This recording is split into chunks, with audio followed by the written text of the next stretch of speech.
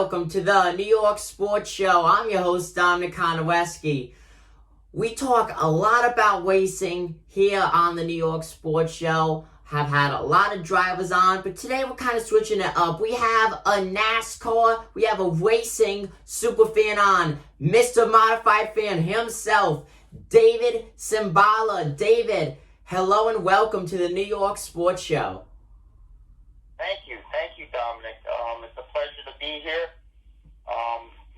It's an honor, and I'm grateful that you want me on your show, and we can talk about some short track racing and NASCAR in general. And for everyone out there that's going to be watching this great show, I just want to dedicate this show to all my fellow race fans in the Northeast that participate in short track racing and help out short track racing. You know, they support it, go to the races, and not only for the tracks up in the Northeast, but for the racetracks down south and for all the short track races across the country.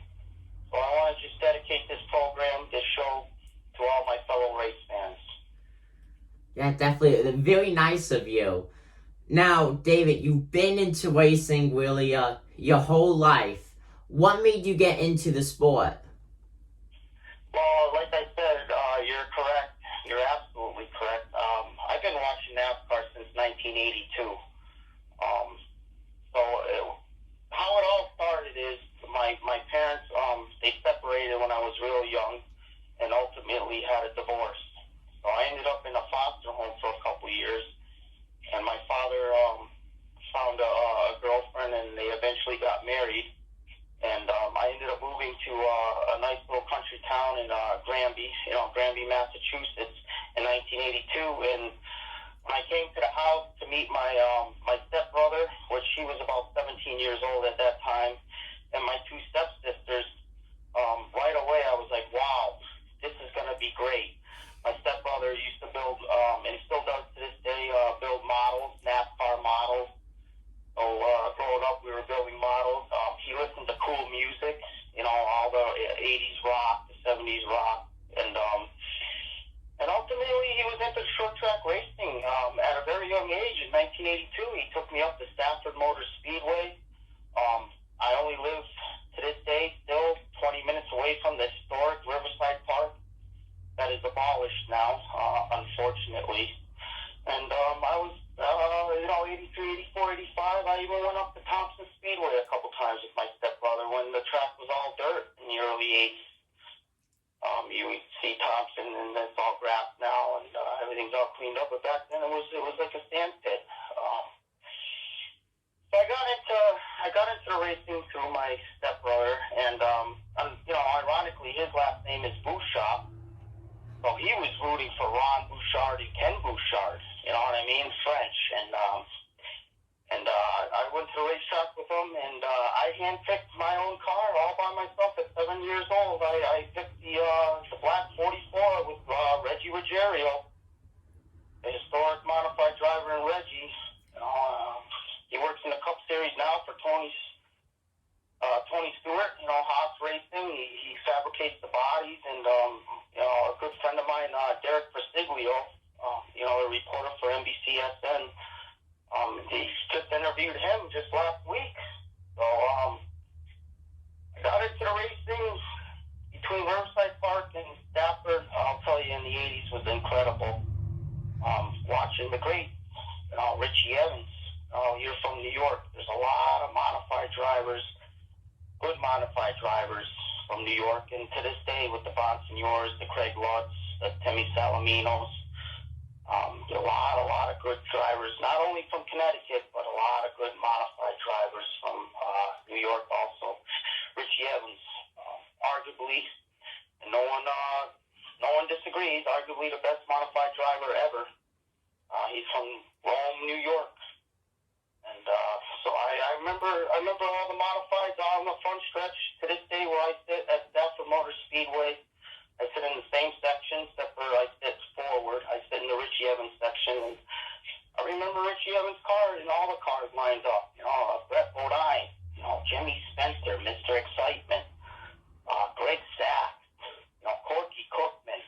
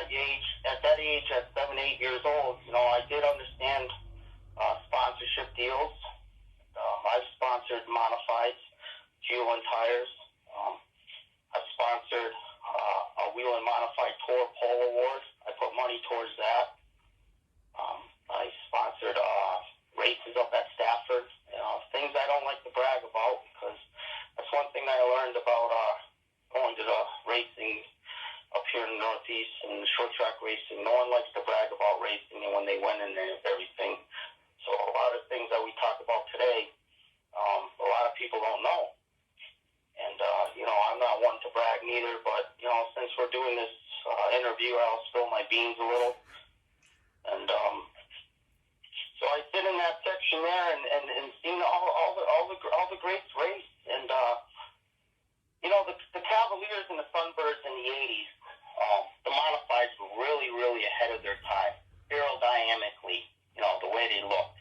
Not necessarily safety-wise, but aerodynamically, the way they had the front windshield stretched back is amazing.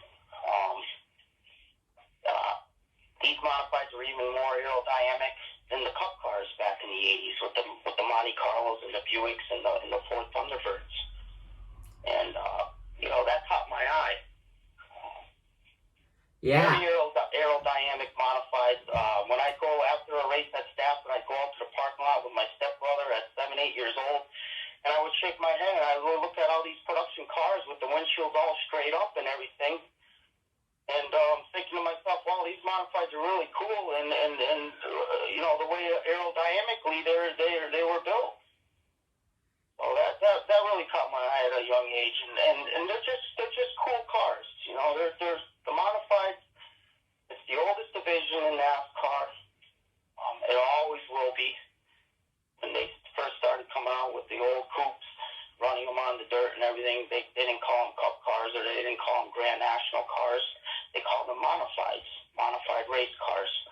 So that's where the term modified comes from, and it is the oldest division. And I think they're just unique cars, and I'm just very grateful that I'm able to be in this area where I live. I call it the modified capital of the world.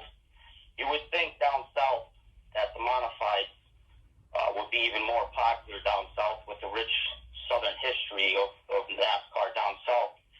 But in reality, it's really up north. You got the rich drivers with the Richie Evans and all the other great drivers through the years, and the recent drivers with Doug Colby, Justin Bonsignor. These are recent drivers that are living legends that will be legends in the modified series when their careers are all said and done. Yeah, 100%. I'm just grateful that I'm in this area and able to hang out and enjoy the racing. Yeah, modified racing really is the best racing there is. No doubt about that. And the cars really are so unique looking. And I'm surprised. Like you said, the oldest division in NASCAR. You would think that would get more TV attention and things like that. Instead, it's really the Cup, Xfinity, and Truck Series, which is very surprising to me. So you've been to a lot of tracks. Which one really sticks out to you as your favorite track to go to? That's a great question, Dominic. I'm glad you want to answer that question, and you're asking me. There's a few tracks that I like. I really like them all. Stafford's obviously my home track. I live 40 minutes from there. So, and then if Riverside was still open, that would be my home track too. And I think that would be pretty cool. I got two tracks within 20 and 40 minutes to be able to go on a Friday night, and then I would be going on a Saturday night to Riverside. But obviously Riverside is gone and been gone since 1998, I believe. 98, 99 is the last race season they had. I like Stafford. I like Thompson. I like the Waterford Speed Bowl. I'm only a mere 2 hours from there. I wish I was going there more. That's great side-by-side racing. I see one of the greatest modified finishes in the NASCAR light race with Brett Gagne at the Waterford Speed Bowl. Two cars. He was racing another car. They were both tight together, and he ended up coming in second place. I mean, probably an inch and a half, Dominic, from the front of the modified. Not even talking the front Nerf bar, just the front valence of the metal. Probably a 2-inch win from the other team, and my friend Brett Gagne's modified was sparking on the wall. Sparks were going. I mean, it looked like it was the 4th of July. It was completely awesome. So I like that track too. And, I like Monadnock. It's, I like Star Speedway. Star Speedway is a great little racetrack. And I like Claremont. Claremont. So, do I have a favorite track? Not necessarily, but the tracks that I just named are tracks that I really, really like to go to, and I enjoy watching the racing at those racetracks. Yeah, but personally for me, Stafford's the only track I've been to. Now you're lucky. You said it's a 40-minute drive for Stafford. For me, it's about an hour and a half. So you were very lucky. Yeah, I actually call it the perfect triangle. It's almost like in football. We got the Patriots, we got the Giants, and the Jets all in one right there. It's like a perfect triangle, you know. So, 100%. yeah, I'm just fortunate to be in this area where they have these racetracks where I can just pick or choose if I really want to go to these racetracks. Yeah. Now you are friends with a lot of modified drivers. You've been in Victory Lane many times. What does that feel like, stepping into Victory Lane with your friends? That's unbelievable. You know, you're asking great questions. I can see that you're a seasoned sports reporter and talk show host. It's a feeling that is unbelievable to be happy and to be able to celebrate with the driver that wins the race in Victory Lane, and to be able to embrace him and to show my enthusiasm for him winning the race, him or her, because there is female drivers, and I'm a big supporter of female drivers, 100%. Big supporter of female drivers, doesn't matter what division it is. But the feeling is unbelievable, and I posted on Facebook numerous times, the greatest feeling in the world is to be in Victory Lane. And to see my favorite drivers, to be in there and to celebrate with them is a big deal and a great deal, because in the 80s you couldn't do that. You couldn't do that. You if you had a general admission pass, you couldn't go down to Victory Lane like they let you now. They open the front gate, you can go down and talk to the drivers in Victory Lane and celebrate, and even take a photo with the drivers, with everyone, the fans, the team, all get together and take a photo. It's unreal, Dominic. It really is. But you know, I'm bummed out because of COVID. You know, we couldn't do that last year, and it took a lot of wind out of me. It hurt me that you know, you couldn't go into Victory Lane. I would have loved to have gone into Victory Lane when Woody Pitkat won the Twisted T80 last year. You know, I did obviously go up to him after the race in Tech and hung out with the team all the way until they pulled the hauler out of the pit stall in the back. But you know, it hurt me as a super fan not to be able to go into Victory Lane, and I'm not sure if we're even going to be able to go into Victory Lane this year, or are we going to be able to go in half the season towards the end of the season. I'm not sure about that, and so the COVID definitely took some air out of me where I wasn't able to go into Victory Lane this year, or no one could. Yeah. But like I said, in the 80s, you weren't able to do that. I pulled a couple years ago. I pulled Jamie Tomeno to the side, another guy from New York. You know, great champion, 1990 Wheel and Modified Tour champion in the U2. I know you know Jamie. You heard his name, and I asked Jamie. I said, Jamie, yeah, right in the 80s, you couldn't go down to Victory Lane or nothing like that, or the fans couldn't celebrate. He said, no, it wasn't like that back then. But what we used to do is we used to pull the haulers at the end of the race. We were ready to leave, and we'd pull them to the side, and if the fans wanted to come up and talk to us and hang out a little bit, we would do that. Yeah, and that's very nice that they did that, and overall, very cool to hear just how many times you've been in Victory Lane. Like I said, I can't imagine that must be like, and you explained it just absolutely amazing.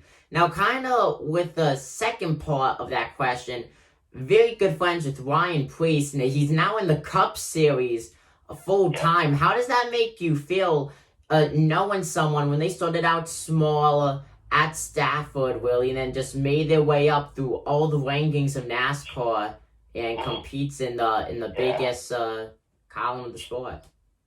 Yeah, another great question, Dominic. Another phenomenal question you're asking. It feels good. It feels good because because I used to watch him at his tail end of his career every Friday night up at Stafford when he was running weekly for the FK Modifieds in the number 6.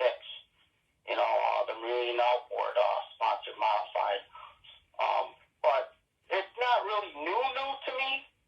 It is in one way because I knew him personally at the racetracks and everything, so it makes it that much better.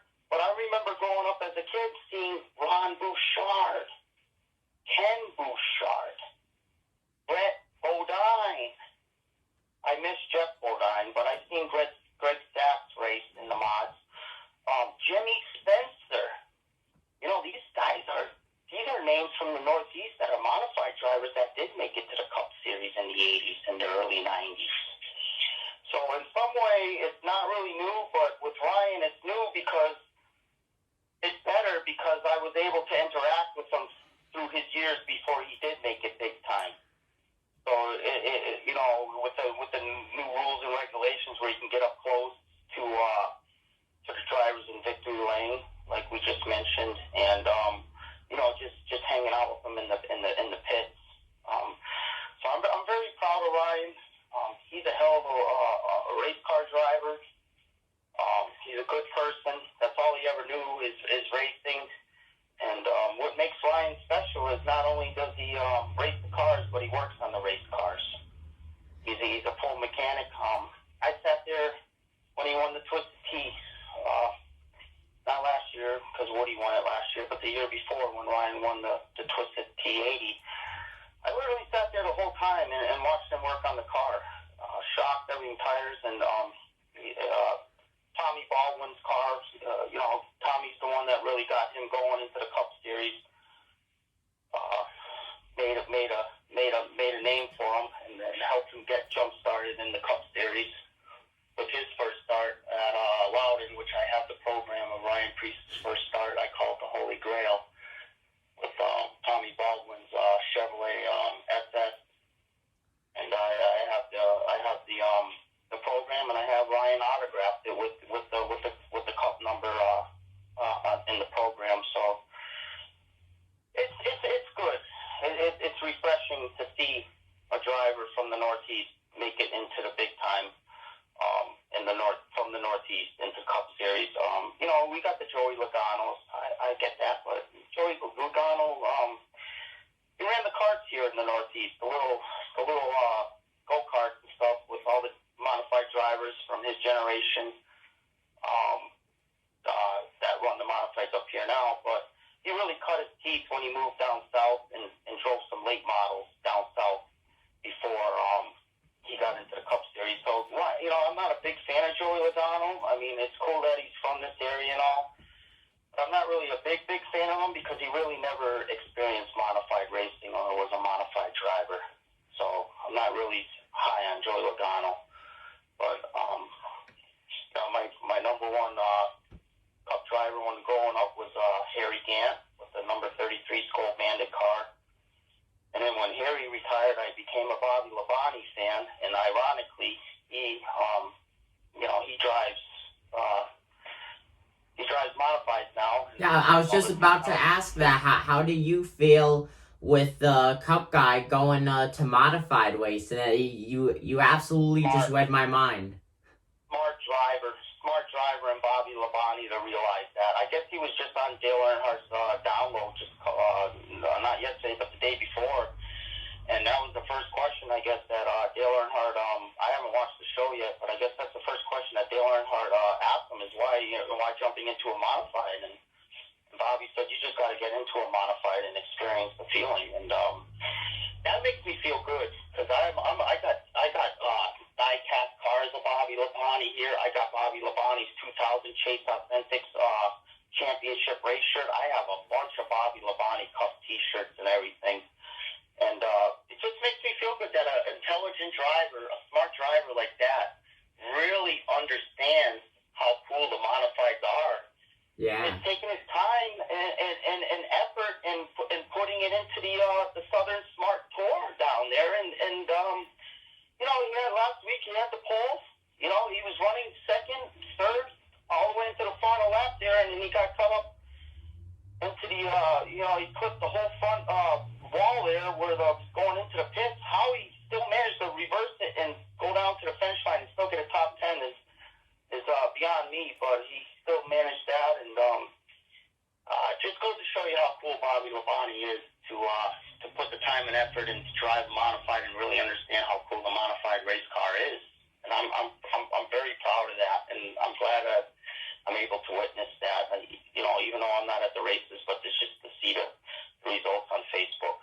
Yeah, Bobby Labonte, one of the NASCAR greats. I absolutely love him. Modified racing is truly the best racing, and hopefully we see a lot of retired NASCAR drivers, or even current NASCAR drivers, make their way down to modified racing. I'd love to see Jeff Gordon in a modified. That would be something absolutely amazing. Yeah, I would like to see Dale Earnhardt Jr. I would really like to see him get into a modified. I would really like to see Kevin Harvick run a competitive modified race. Those are a couple names that would really jump out to me if that would ever happen. Yeah. It would be great. And, how as a race car driver, how wouldn't you not like a 2,600-pound race car, open wheel, the only open wheel race car division in NASCAR, and to have these big, wide, super grip modified tires to give you ultra grip, and you're at the hands of, in God's hands with 600 and over 600 horsepower. They're just great race cars. I actually call them the modifieds. I call them the Indy cars of NASCAR. That's funny, 'cause I call them that too. That's absolutely hilarious. Yeah, Two great minds think alike. Two great minds think alike. Indy race cars is the oldest racing division in America, but hey, the modifieds, the NASCAR, they came, in 1940, in the 40s, in the late 30s. The NASCAR was established in 1948, but they were still racing modifieds before 48, believe me. And it's just our version of an Indy race car. It's carbureted horsepower and a modified engine, a muscle car engine, modified with the carburetor. And I'm glad that it's still carburetor racing in the modified series. As the cup cars, the last few years they did go to electric fuel injection. It's still kind of a carburetor deal, but it is electric fuel injection. So,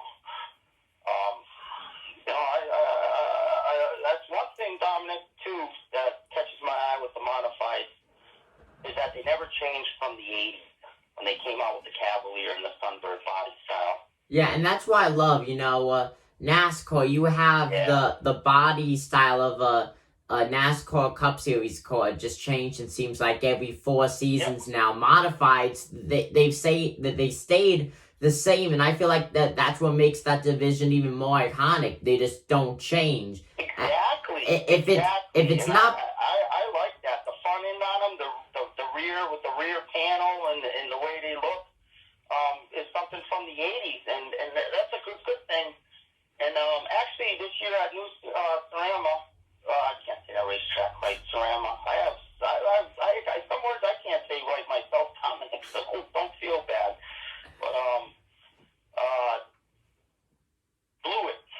Jimmy went down there this year with his car. It was kind of weird because they only raced it one time, and I think he got a little cracked up. I don't know if he came out with a backup car, but the backup car was different. But I did post a picture of it when he had it in the garage, and I honestly think that would be the next step in the next 5 years to come to what a modified should look like if they're going to change it slightly. Is what Blewett had down there for the Florida race just recently. The car looks like the Ford Fusion or any of the newer Toyotas or Chevrolets that are out there now. The body style is pretty much time period of the way the aerodynamics on it. I'll send you a picture on Messenger. I'll get the picture and I'll send it to you, and I'm sure you would agree if you haven't seen the car. But yeah, he's got a pretty good little prototype looking of what maybe a modified should look like in the next 5-6 years. Yeah, and that's just so cool. Now, David, you like we talked about earlier, you've been to a ton of races now. I actually got to see you at one of the Stafford Speedway races, and I gotta say, you looked so into it. How do you feel going to the races and watching just the cars go by and watching the race in general? I'll tell you, it's exciting. Going to the racetrack, it's tight knit in the short track racing community. Everyone knows everyone.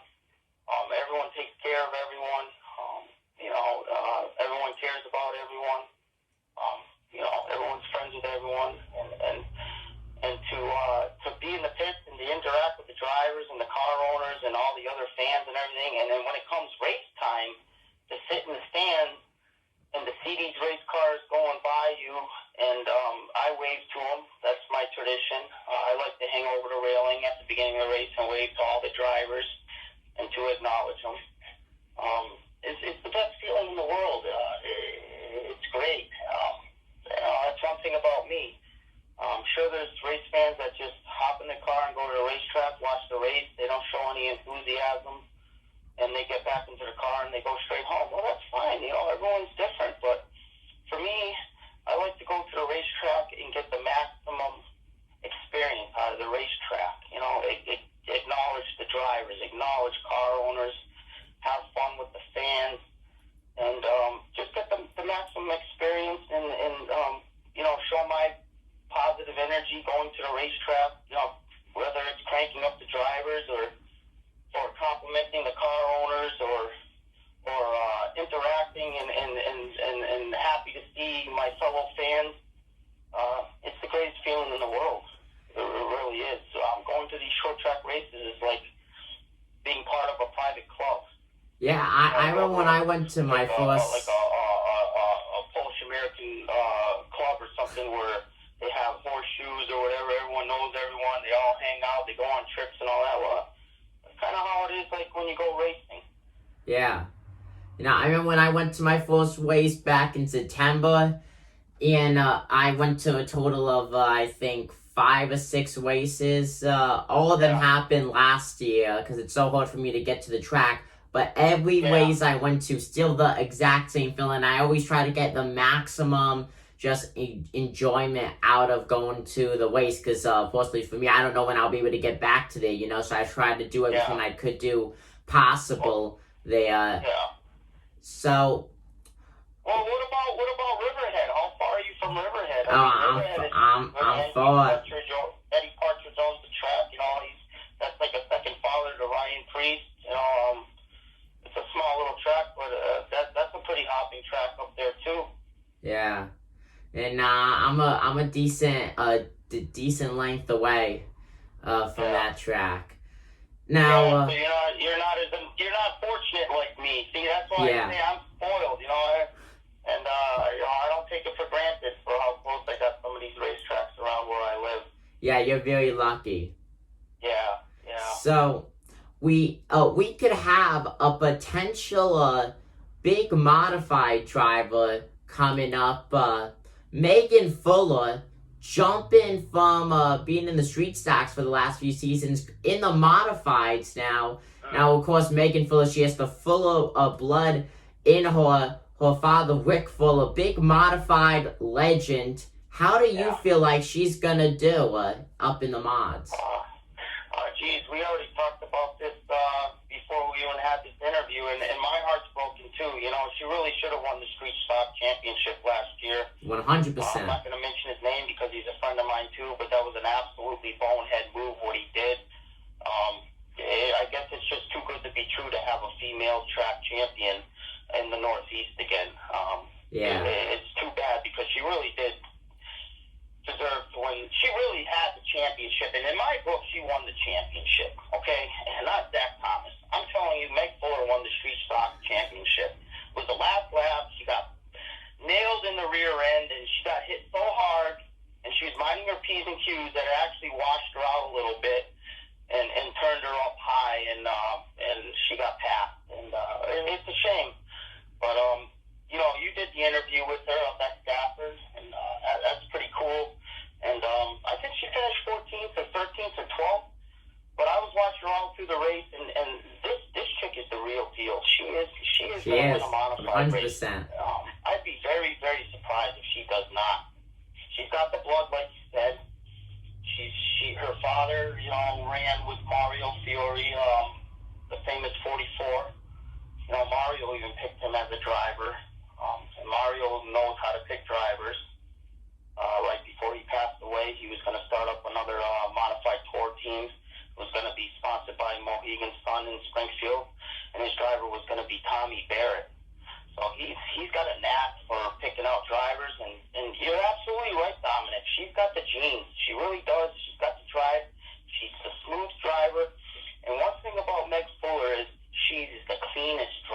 She is She will very not take clean. you out. She will not rough you up or nothing. Plain and simple. She's just so damn fast. Yeah. Just an excellent driver. You know, of course, racing and fender series compared to open wheel are two totally different things. But when she went out for the SK Light feature and the heat races for the tri-track event, it was like she's been racing modifieds her whole life. She did an absolutely amazing job, and I really do think she could grab the Rookie of the Year by a lot. Oh, definitely. I believe she will get the Rookie of the Year in the SK Lights. There's no question about that.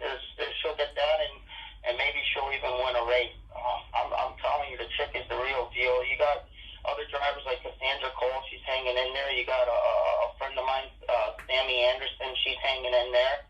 You got Amanda West. You know, she came pretty damn close last year to winning a race, Amanda West. Yeah. Pretty close. There was one race there where she probably should have won the race, and she didn't, and I was a little upset about that. Yeah. Meg Fuller is definitely the real deal, and I'm excited to see what she's going to be doing in the modifieds with the rich genetics and family history that she comes from. Yeah. Now, David, one more question. Who do you think's going to win the Whelen Modified Tour Championship? I think it's going to come down to Doug Colby and Justin Bonsignore again. I really do. I think if Doug Colby has more equipment this year, because he had only the two cars, and I believe he only had the one motor, and he was swapping out the motor.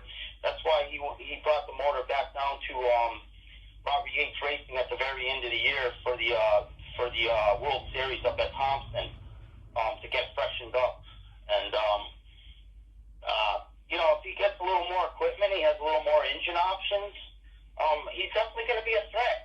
Equipment is a big thing these days. Motor. How fresh is your motor? How many motors do you have? That's a big question. They do a tire rule to make it even for everyone with the tire rules, and Stafford does that for the SK Light and the SK Division 2, because maybe some teams have more money than others, where they could spend up 4 tires where another team 1 week couldn't. So the tire rule is a terrific deal. I think it's a great rule. I love it. But when it comes to motors, the track don't help you out with motors, my friend. Yeah, You gotta have the money to have the power plant. So it's all gonna come down to what Doug Colby has for equipment, but Justin Bonsignore is right there with the talent, and the equipment's right there. So I don't know. I kind of have to lean towards Justin Bonsignore, but I'm sure with the talent that Doug Colby has, the knowledge and how smart he is, and with the iconic crew chief that he has in Phil Moran, he should be right there too. Yeah, and I just want to add, Doug Colby, 6 championships, looking for his 7th. That's just absolutely amazing. And you cannot say because modified racing is easier, because modified racing, I feel like modified racing, even if it's weekly or in the Whelen Modified Tour, it seems more competitive than the NASCAR Cup Series. Absolutely, Dominic. Another great phrase that you just said right there. You're absolutely right. It's a tougher sport, and it just goes to show you, no matter how much talent Doug Colby has, he just didn't have quite enough last year to get it done. Yeah. And the competition is tough, and you got other guys coming in too, like a Craig Lutz. He's becoming a threat. You got there's a couple other drivers that could maybe pop up and win a race. I remember 2-3 years ago, Kyle Bonsignore, Justin Bonsignore's cousin there, he won the fall final, up at Stafford, and that's a tough track to win at Stafford. Yes, and, it really is. But my dream right now is, I really would like to see Justin Bonsignore win a race up at Stafford and get the monkey off his back. He's pretty much won everywhere, and it's killing him. It's killing him that he hasn't won at Stafford yet, and I know that whole 51 team really wants to win up at Stafford. And with the COVID deal in Stafford, hosting 3 tour races, you got the Spring Sizzler, you got the Midsummer race, and then you got the Fall Final. there 3-4 years ago when it was a big rain delay, and it was an 8 or a 9 hour rain delay. I waited in my car with my buddy, and we sat there for 8-9 hours in the car waiting, and we finally went down the road and got something to eat, and by the time we came back, the racing started, and Bonsignor should have won that race. He was on rails, and he wasn't even running the LFR chassis at that time. He was still in the Staffco chassis modified, and he had that car back. He had to win. He was going to win the race, and they had to pull in, I don't know, something electrical, moisture because of the rain or something affected the car, and unfortunately he had to go into the pits, and it cost him the win. So I'm pulling for that team. I'm good friends with Ken Mazda. He's a great person, down to earth car owner. That's one thing about me too. I don't only like the race car drivers. I like the car owners too. I respect them just as much as the race car drivers, maybe even more. And he's a great person, and he's fun to interact with on the at racetracks. And would love to see that team win up at Stafford. Yeah, that would just be absolutely amazing. I would hopefully when they do win, I'll be there. Because I would love to see that. And can I just say, you waiting that long in the rain delay? That is dedication right there at its finest. Right, it's same thing like Woody Pitcat. I've been waiting for him to win a pretty big race for a while. Since the last time he won a big race up at Stafford was the Spring Sizzler years ago when he was running the '88 Bush True car. Yeah. That was pretty cool too. I didn't go into victory lane for that. If I could do it all over again, I would have. I feel bad about it, and I didn't. But to see Woody win the Twisted T80 last year up at Stafford was a pretty big deal for me, and I was really excited. And it was almost like I got a monkey off my back to be able to see him win a big race up at Stafford in recent memory. Yeah. Well, David, I thank you for joining us here on the New York Sports Show. It was a true honor to have you on.